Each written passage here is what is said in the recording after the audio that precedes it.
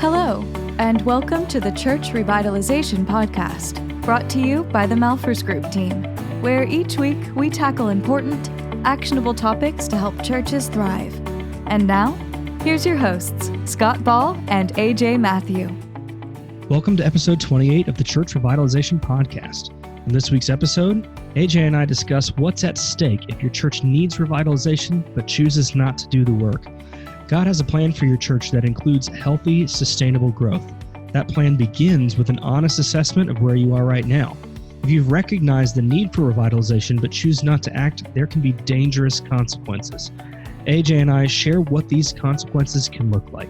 To read today's show notes, visit malphursgroup.com/28, malphursgroup.com/28. Now, let's dive in. Okay, welcome to episode 28 of the Church Revitalization Podcast. Scott, it is good to be with you again this week and to be talking about rejecting revitalization and what these consequences can look like. It's scary, and I think this is something that, we can't just let this go and pretend like it's just a simple choice and yes or no doesn't necessarily matter, or that, hey, doing this would be good, but if we don't, it's okay, right? Yeah. We deal with this, I think, a lot, encountered a lot of churches that, sometimes we're dealing with a church, AJ, and they're trying to just figure out what process they want to use. They want to work with a consultant. Do they not want to work with a consultant? Do they want to do something self-guided? Do they want to whatever? And that's one issue, and totally valid. You got to figure out what's going to be best for you. Obviously, we think that the process that we use here at the Malphurs Group, we know, is a really good process, a reliable process, a proven process, and we'd love to help you through the strategic envisioning process that we use for revitalization. But if you don't choose to work with us and choose to do something on your own, or you work with somebody else, that's good too. What we're talking about today is not whether or not you choose to work with us or someone else. It's if you know that your church needs revitalization, and then you just say, it's too hard. And we encounter churches a lot, AJ. Yeah. Seem to be evaluating whether or not they should change or not. Should we do something or not? Which is a completely different conversation than what process do we want to use. It's do we want to do anything at all? And there's a lot. So there's a lot out there that, we never even begin to have a conversation with. They might talk amongst themselves and come to that decision. Like, we should, but let's not.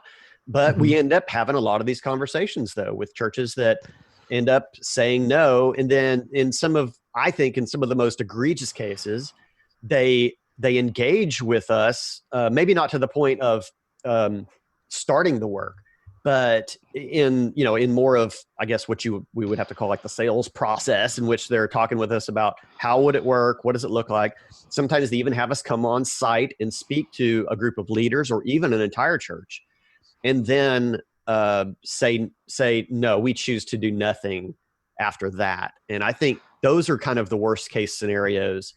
And those are the ones that really probably definitely should heed the warnings here, because there can be grave consequences. And I don't think we're overstating that. And I think as we look back in Scripture, we see support for that as well. And we'll kind of unpack that as we go. Yeah, and I feel like we've said this already up front, but I just want to be really clear. We're not suggesting there's like grave biblical consequences if your church chooses to work with somebody else or use a different process. We just mean if you you need to go through revitalization and your church needs to change, and you choose not to do anything with anybody on your own or with someone else, that's the context we're talking about. It's the resisting of change altogether and saying, you know what, we're going to pass. So AJ, you've written an article that you can reach at malphursgroup.com/28, but it's about the consequences of rejecting revitalization. And we've kind of framed this, and I think this is good, AJ, to frame this really in the context of Scripture. And where do we see this happening in Scripture? So I think we've got a couple of different places we're going to go, but our starting sort of metaphor, metaphor is maybe not the right word, but the starting context is the Israelites in Exodus. So they have left Egypt. They've kind of started to obey God's call. God casts a vision for them in Exodus chapter 3 to go into the land of the Canaanites, to a land flowing with milk and honey, and then it breaks down. So what happens at that point? Yeah, well, even there in verse 17 of chapter 3 in Exodus, I really like the beginning of that sentence there, that God has promised to bring them out of their misery in Egypt. So they weren't, for 400 years, they weren't like, this is pretty cool. We've got a good thing going on here. But okay, at the end, like, oh, God has something even better than this. No, they were in misery. And so I think they were stuck in a pyramid scheme.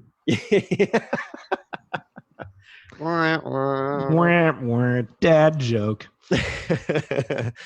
Yeah, so they were in misery in Egypt, and God called them through Moses to a land flowing with milk and honey. We all know those passages. There's more than one talking about the great things. Mining copper out of the hills, and pomegranates the size of Volkswagens, all that. They had Volkswagens? It says that. Yeah, that's what Volkswagens are shaped that way. It's like a pomegranate. That's from the Message translation. So yeah, they were going to come out of this misery. And even at sort of our setup here, some people in the church might be feeling like they're in misery. Others, but they may not be recognizing that misery that they're in. They've not really felt like there's anything different to be had. But anyway, in any case, so we've got 3 points here. Although, let's get this scripture in here as well, because we're talking about, again, you set it up perfectly, Scott. We're not talking about this being like every single church, but those that recognize something and then fail to act. And James 1:23 speaks wonderfully to this, that anyone who listens to the word but does not do what it says is like someone who looks at his face in a mirror and after looking at himself goes away and immediately forgets what he looks like. So you cannot, be held. You can't have a mirror held up to you, see the blemishes and all the cancers, and then go, that's okay, or just turn around and go, la la la, life is good. Right. I don't know. I didn't hear anything you said, and sometimes it feels that way, the fingers in the ears, the childish response of I can't hear you. If I can't hear you, then I don't have to respond to that. Yeah. It really is like, if you had ketchup on your face or something and someone pointed it out to you and you were like, and your response to it was, I like it there. I want to have ketchup on my face. You don't do that. No one does that. And that's what James is saying. No one looks at themselves in a mirror. He goes, that's fine. You do something. It requires action. Yeah. And when you don't know, when you don't realize that you have a problem, when you didn't know that there's ketchup on your face, then you don't know. And then there would be no expectation that you would wipe it, right? But once you know, it requires action. And so lots of times when we're working with churches, our first introductory phone call with them is because they've either recognized this about themselves or, they read something, on our website or on some other website, or they took an assessment or whatever. At some point there is this mirror held up and they realize, man, we have a problem. And it's at that point that you realize that we have a problem, that it requires a response. And what we want to talk about today, as we've really dragged out this introduction, is what happens if your response to that is, I just, I'm going to keep that ketchup on my face. Yeah. I'm not going to do anything. Yeah. And the Bible does speak to this.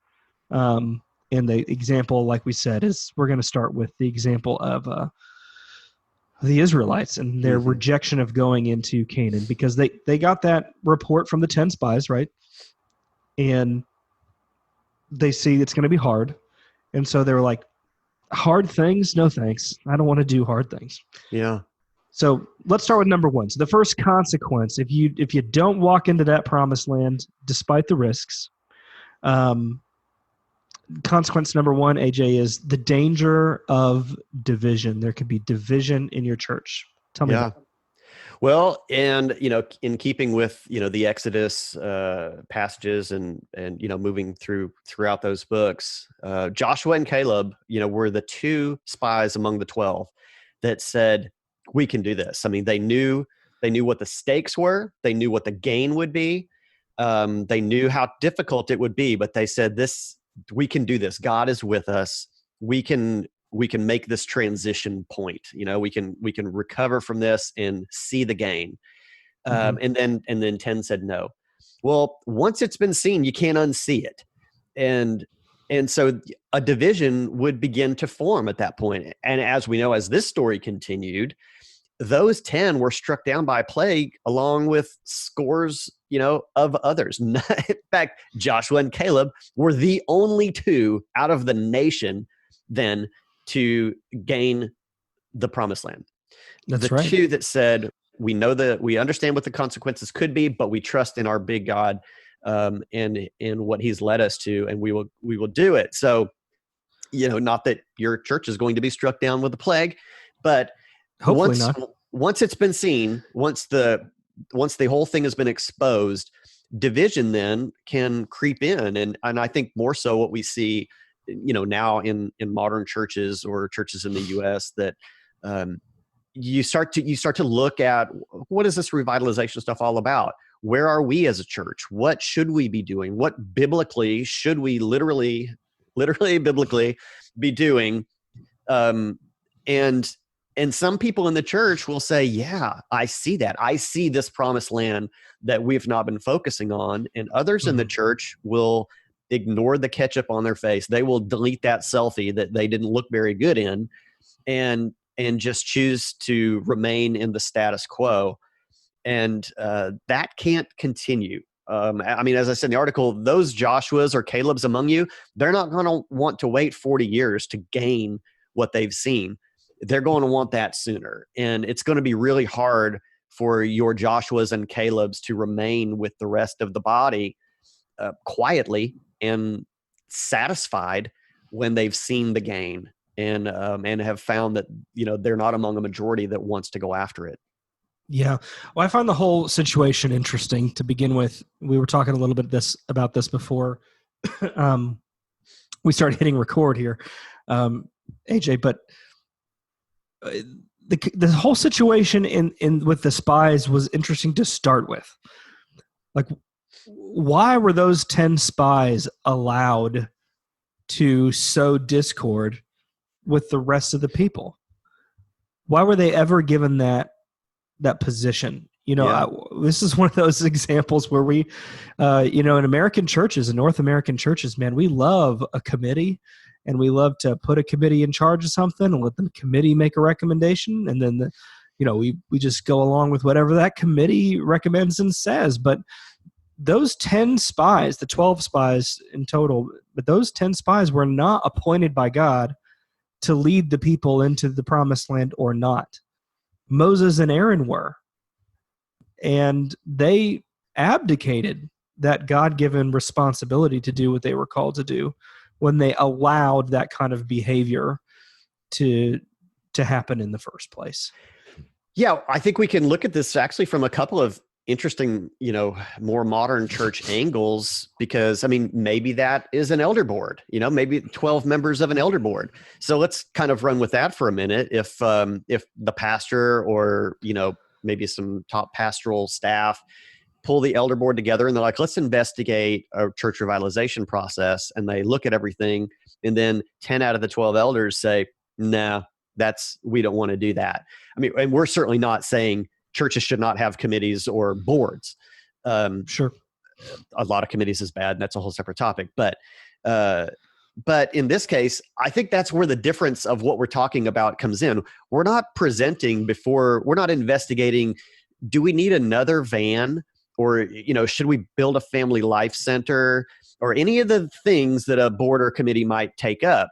We're talking about, is our church not making disciples anymore? Are we not following, as we'll kind of talk later in Revelation? Have we lost our first love about fundamental, major things that the church is supposed to be doing and saying no to that? This is not lightweight stuff. This is heavyweight stuff. I know, and it's so easy though, because we look back on this story and we think, wow, I can't believe that Moses would listen to those 10, or I can't believe that those 10 would say such and such and such and such. But if you were to just reframe that whole story and say the way you just did, Pastor Moses says, hey, I think we need to do a revitalization process because I think we're maybe not doing what God is calling us to do. Let's investigate some options. Let's send out some spies into the revitalization territory and figure out what it is that we need to do. You get, they all come back together next month for the meeting, and 10 out of your 12 elders or deacons or whatever say, you know what? No, it's going to be too expensive. It's going to be too hard. We've got a lot at stake, and it might not work. And all this, all the things. Yeah. And two of your elders are like, you know what? We shouldn't operate out of fear. We should do what God is calling us to do, the mission that He's called us to live out, and we ought to do this. And in that context, you would go, listen, we got bylaws. The bylaws say we got to have, 2/3 majority in order to operate out of something. In that situation, in that context, you would think it's not unreasonable for Pastor Moses to just throw up his hands and go, there's nothing I could do. Yeah. 10 out of 12, I'm out voted. Right. But we read that story and go, what a fool. I can't believe Moses. But if you were in the same situation, you'd probably do the same thing. Yeah. And if you're upset when you read the Exodus story, but you're not upset when it's your own story, it's kind of what we're trying to point out here. Is that you got to do the right thing regardless of what's personally at stake for you. Yep. So this danger of division, we kind of got a little bit into our second point that we'll hit on right now. But you can bet Joshua and Caleb didn't walk away from that incident going, okay, we'll just wait. They didn't like the idea of not going into the promised land at that time. And, that's a good segue then. So let's start talking about that. So consequences number one is your church could be divided. Yep. If you don't do what's right, your church could be divided, and you still wouldn't be any closer to revitalization. To be clear, if you continue to move forward on revitalization, your church might be divided also, but at least you'd be on the journey towards health. In this case, you'd be divided, but also not any closer to being healthy. Yeah. So there could be division in either way, but only in one path is there, I'm not going to call it the lesser of two evils. I'm going to call it the greater of two gains. Which one, if the gain is to not do anything to you, that's not a good gain, but there is a huge upside on allowing some discontent to get to the place that God truly wants you to be. Yeah. Who would you rather lose? All the people who want to work towards something positive? Or would you rather lose all the people who are complaining? Right, because they don't want any change to happen. Right. Yeah, those aren't the people that are stomping their feet and leaving. They're like, all right, we don't have to do anything different. I'm out of here. No. Right. They're the ones that are coming back next Sunday. That's right. All right. So point number two, potential consequence is the absence of authority, or maybe the loss of leaders. Yeah. Yep. Yeah. So, your Joshua, your Caleb, might actually be your pastor. Moses or might be you. Might be you listening to this. You listening. And Moses has, kind of a different role in this story, from the Bible. But when a pastor, and we get this a lot, and I had this recently, the pastor is like, kind of that is at the end already. Like our church is not in a good place. We need to change. Come speak to us, talk to, let's walk through this. And then the church says, no, we're not interested.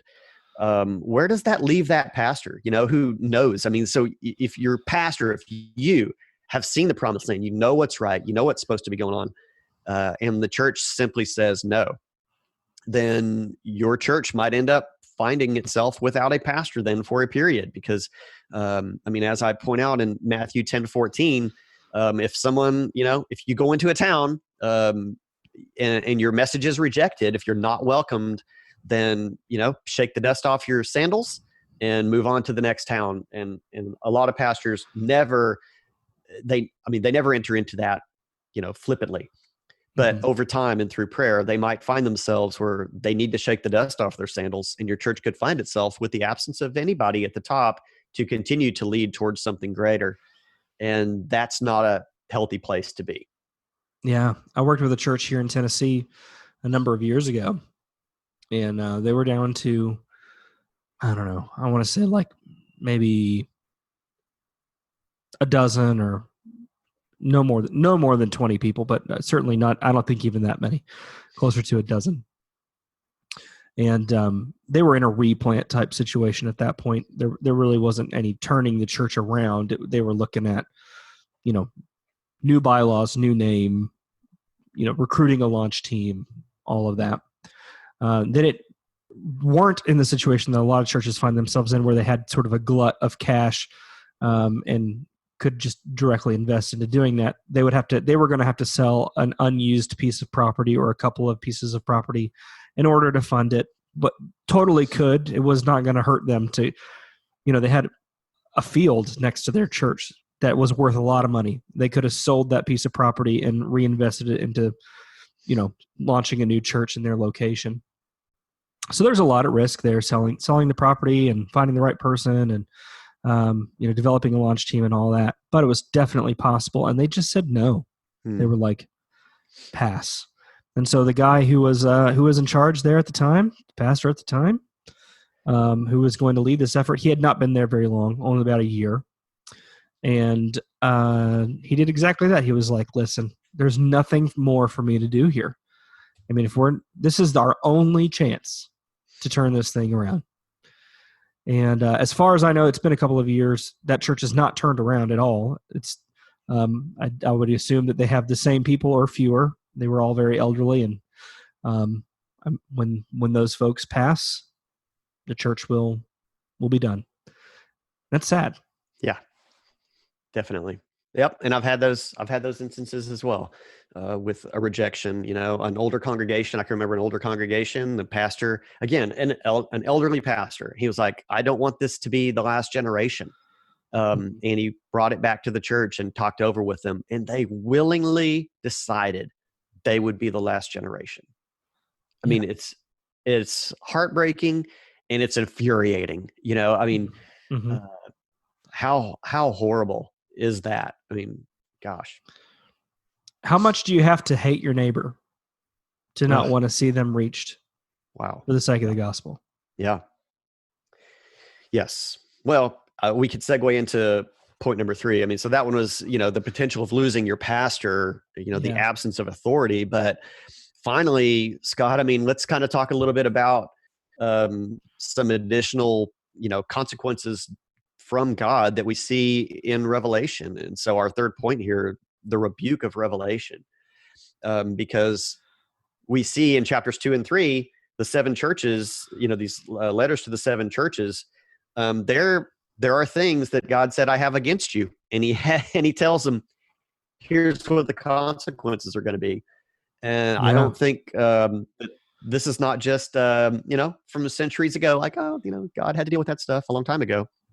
Right.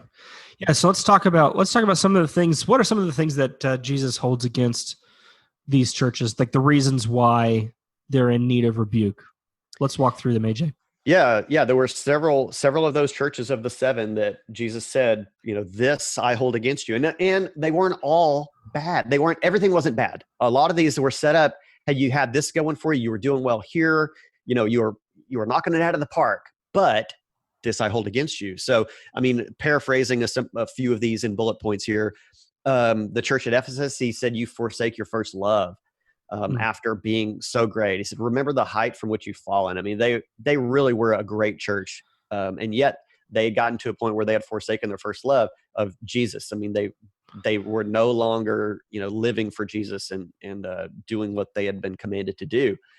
Some of the other things here, holding to false teaching, is a rebuke that churches were called out for. Sexual immorality is mentioned, I think twice. Incomplete deeds or a deadness, I think, is a real interesting thing that Jesus specifically said that he had against some of these churches, that they were looking good on the outside, and maybe even internally, they kind of thought to themselves, look at our good deeds, look at the things that we're doing. And yet they were dead. Jesus said, no, you think you're looking good on the outside, but I know your heart. And then finally being neither hot nor cold, but lukewarm. And that's, that's a challenging passage, I think, for a lot of people to really kind of understand or accept. But to the church in Laodicea, they were told, either you be useful at something, for them specifically in this context, it was like, either help with healing or with refreshment and, of cool water. But if you're just kind of neither one, the lukewarm water that you're presenting to the world is not good for anything. Right. And the consequence there was that Jesus would just spit them out of his mouth. Gosh, think about that, that Jesus would say, some of the things, remove their lampstand. That was one of the consequences. The lampstand would simply be removed, that they would be spit out of his mouth, that he would fight against them with the sword of his mouth, that they would see intense suffering. Jesus says he would come like a thief, which we see elsewhere as well. But these are real consequences for real actions. And it's not just, flowery language from centuries ago. Yeah. Have you ever taken out a few weeks ago, I was eating something. I don't remember what it was. I think it was a sandwich. It was like a nice, big, juicy sandwich. And I was so looking forward to it. Like, it just looked so good. And I bit into the sandwich. You have all these expectations. Like, it's warm. It's going to be so good. I bit into the sandwich. And have you ever started chewing and all of a sudden you realize there's something in your mouth that shouldn't be there? Yeah. And you pull that hair out. Oh. And it's long, it's just long. And you can't help yourself, right? The response is, yeah, like you're like, yeah, you're like wiping your tongue with a napkin, just trying to, and then the thought of even putting another bite of that sandwich in your mouth is like, nope, not doing it. Even though, the likelihood of there being another hair in there is like not going to happen, but you can't put it in your mouth. I in my brain, like that's what Jesus is talking about. It's like this. It's a visceral response. Like, you can't even stop yourself. It's not like, I just reject you. It's putting something in your mouth when you're expecting it to be one thing. Water is supposed to be refreshing, or it's supposed to be healing, or it's supposed to be something. But when you put something in your mouth and it's different than what you're expecting, than what it presents itself to be, it's like, ugh. And I think churches struggle with this, AJ. They put on airs, present themselves to be a certain thing, and then you get in the door and it's like, this is not at all what you said it was going to be. Yeah. Ugh. Pass. Yes. No thanks. Yep. And unfortunately, yeah, we see that. We literally see that. And so, friends, this is just not where you want to be. This is not at all where you want to be, because the stakes are real and the stakes are high. And even in the end of this, if now you're, slumping over in your chair like, oh, this is the worst podcast I've ever listened to. I definitely want to end on encouragement, because, people need to understand the consequences, first of all. So we can't shy away from that. So as a part of a revitalization investigation, I think reality has got to be given to people so that, through scripture, they make the right decision, and there is a right and a wrong decision to be made. So, but the wide gate, the wide path doesn't get you to righteousness. It is the narrow path. But it's a possible path. We've been given the tools that we need. We've been given the command. We've been given the call to action, or the trumpet blast, or however you want to talk about it. But as leaders, though, we need to lead our churches rightly and make sure that the right decision is made, so that that end result, the right end result happens, because we need it. I mean, the health of the church, nationwide, globally. I mean, there's no room for ineffective churches in the kingdom. Because we're here for a purpose. That's exactly right. And listen, the path is difficult to revitalization, but you don't have to walk it alone. Yeah. So I want to end just by saying this. Reach out to us, leadership@malfersgroup.com. And working with a partner who knows what they're doing. We've walked lots and lots of churches through the process of revitalization, and we know how it's done. We've been down the road before, and we can help you with your church. And so it's more affordable than you think it is. We're dedicated to that. We're a nonprofit organization, so we're not trying to make a buck off of you or your church. We're trying to help churches become effective in impacting their communities for Christ. And so if you're afraid and you're like, I don't know how to do this, I don't know how to go it, I'm not trying to leave the mustard on my face, the ketchup on my face, but I just don't know what my next best step is. Reach out to us, and we'll get you started in the right direction. Even if we end up not, walking you through our full process, we'll point you in the right way and show you your next best step. That's why we're here. It's why we record this podcast. It's why we exist as an organization. So reach out to us, leadership@malfersgroup.com, and we are here for you. Hey, listen, thank you so much for checking out our podcast today, episode 28, AJ, 28 episodes in. And to read AJ's article, and maybe you want to share it with your elders or deacons or congregation and say, as a call to action, and say, listen, we can't ignore this. You can read that at malfersgroup.com/28. That's just the numbers 28. And we love you so much. We'll catch up with you next week.